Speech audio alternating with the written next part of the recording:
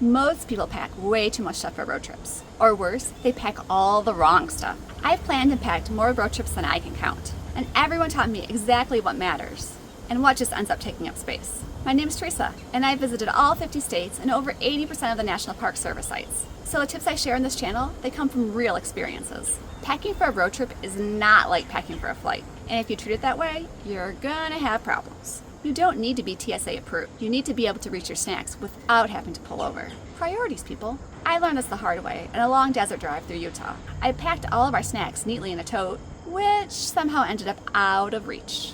Fast forward 2 hours, and we were starving, but nothing but tumbleweeds in sight. Now a few snacks always ride shotgun with me, in the glove box, where I can reach them without having to stop. Another time, my phone charger was buried in a mountain of bags in the back seat. I ended up pulling over on the shoulder of the road just to dig it out. That was when I started thinking about packing the stuff you constantly need up front, nice to haves in the middle, and backups in the trunk.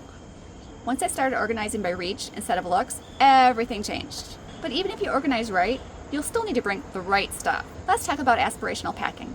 I once packed my laptop on a road trip to Colorado because I was just so sure I was going to be spending my evenings blogging. You know how many times I opened my laptop? Zero, nada, zilch. Between hiking, exploring, and crashing to bed exhausted, the only thing that laptop did was take up space and make my bag heavier. Pack for the version of you that's tired, sweaty, and hungry, not the version who thinks they're going to meditate in the passenger seat. Some other things I've packed and never used: the camera tripod, never left the car. The fancy outfit, just in case, never wore it. 4 books for a weekend trip. I read half of one, and now I solely rely on my Kindle, which takes up so much less space and weight. Once I cut the fluff, I had more space and less stress. So what do you need that people usually forget? One of the best lessons I've learned is you can't have too many snacks. I used to pack just enough to get through the first day, and by day 2, I'd be staying at the gas station at 10 p.m. buying that $5 bag of pretzels. Now I always pack a small snack stash, things like granola bars, trail mix, and jerky, so I'm not stuck overpaying or hungry when there's nothing around in miles. Something else I didn't think about early on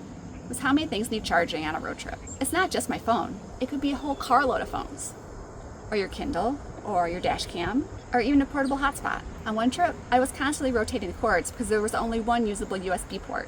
Now I keep a small multi-port charger in the car, so everything stays powered up without all the cable chaos. Having these things in the car means you can deal with these little issues before they turn into bigger problems. These kind of things don't typically make the Pinterest packing list, but the things that kept our trip running smoothly when things didn't go as planned. If you're traveling with anyone who might get bored, I created a free boredom buster pack that saved more than one road trip for us. Get it in the description of this video. And here's how to avoid the biggest mistake of all. On one of my early road trips, I didn't pack a proper first aid kit because I figured I'll just grab what we need if something comes up.